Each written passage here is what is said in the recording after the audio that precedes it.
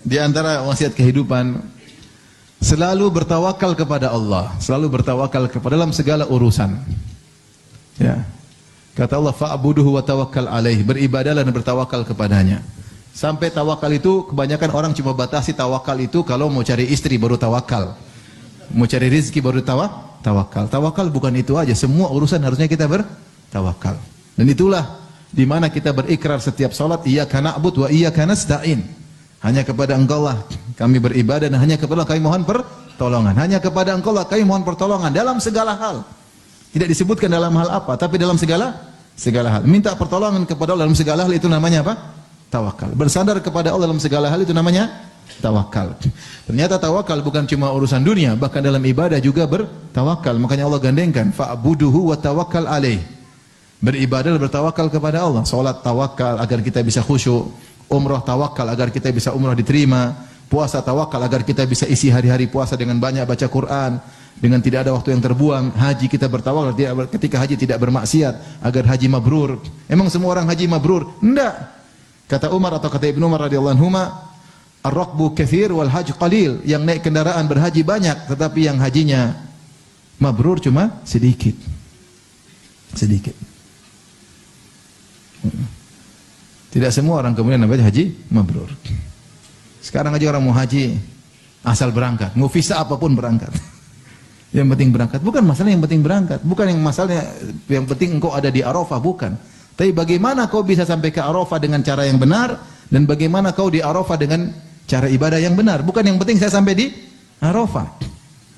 Ini banyak orang sekarang yang penting saya sampai di Arafah. Caranya mau bohong sana, bohong sini, enggak peduli. Apalagi travel sekarang mencari duit sembarang aja pokoknya, ayo berangkat murah-murah, ternyata enggak syar'i. Maksud saya dalam segala hal bertawakal kepada Allah Subhanahu wa taala. Dalam segala hal. Makanya di antara zikir yang disebut oleh Nabi sallallahu alaihi wasallam, ya hayyu ya qayyum bi rahmatika astaghits fa aslih li sya'ni kullah wa la takilni ila nafsi tarfata ain. Ini zikir yang luar biasa. Wahai al-hayyu yang maha hidup. Al-qayyum maksudnya yaqumu bi nafsihi wa yuqimu ghairahu. Dia tegak sendiri dan dia menegakkan yang lainnya. Kita tidak bisa tegak kecuali Allah yang tegakkan. Itu namanya al-qayyum.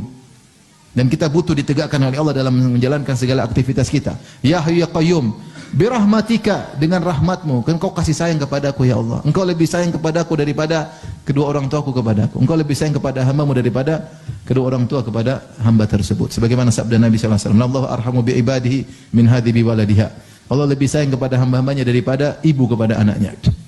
Bi rahmatika, dengan kasih sayangmu, astaghits, aku mohon pertolonganmu. Fa aslih li sya'ni kullah, perbaikilah segala apa? Urusanku. Wala takilni nafsi tarfata ain, dan jangan kau serahkan diriku kepada diriku meskipun sekejap mata.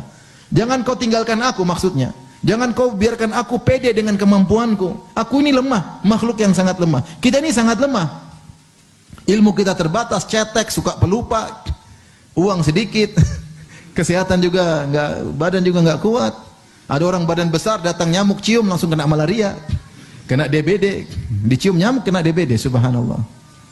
Badan kuat-kuat, binaragawan, badan kekar, tahu-tahu kena corona tewas. Lemah kita ini. Badan kuat marah-marah, begitu sakit perut langsung lemas, enggak bisa apa-apa. Manusia lemah sekali. Lemah sekali. Mau serahkan urusan pada diri sendiri, kita bisa apa? Kita bisa apa?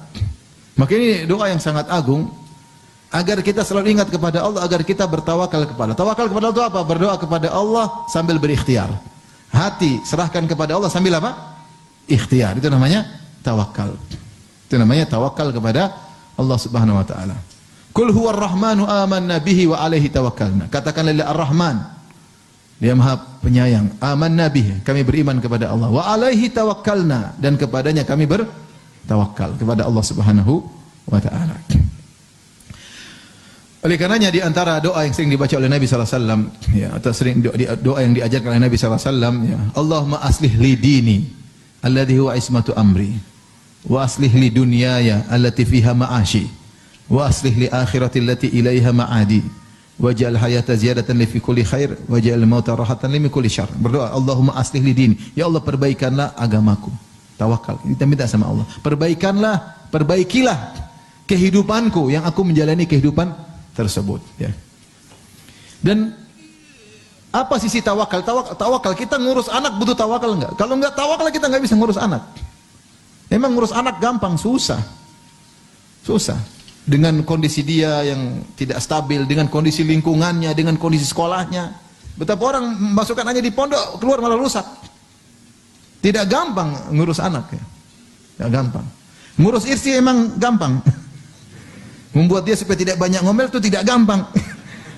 Harus tawakal, berdoa dan macam-macam perjuangan. Nggak gampang. Gampang atau susah?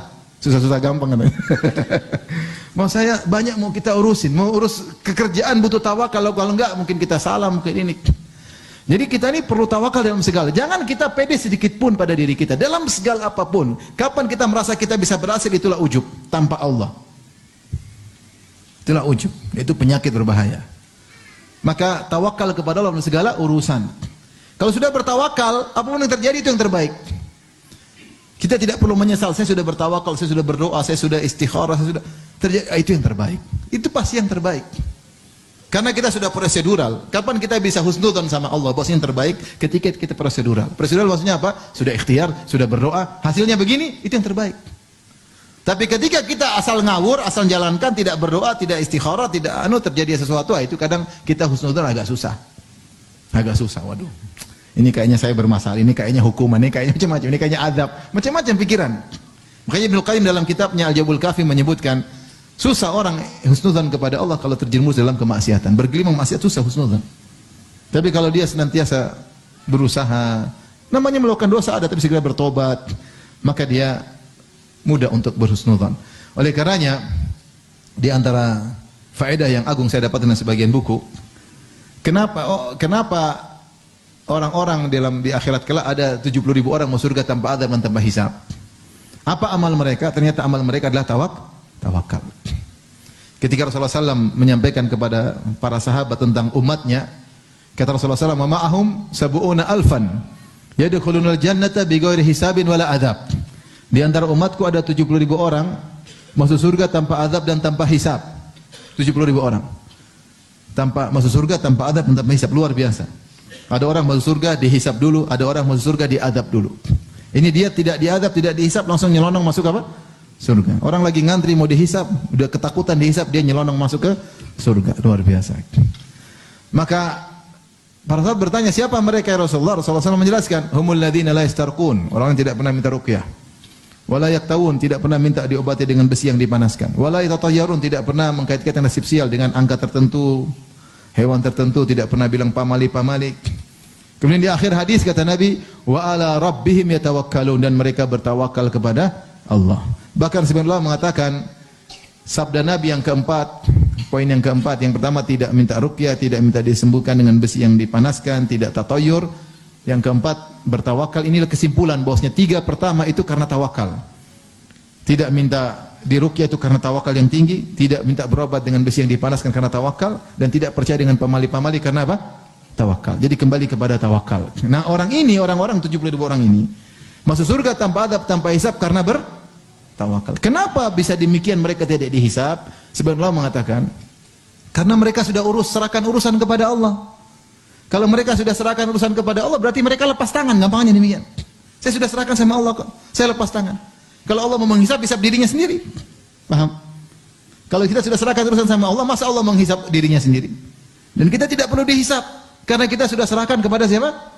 Allah. Yang jadi masalah kalau kita tidak serahkan kepada Allah. Kalau ternyata kita memegang sendiri, ya itu kita dihisab. Tapi kalau kita bilang, ya Allah saya pasrah kepadamu, saya sudah berusaha semaksimal semampuku, saya sudah berdoa, sudah berikhtiar, saya sudah pasrah, apalagi mau dihisab? Tidak ada.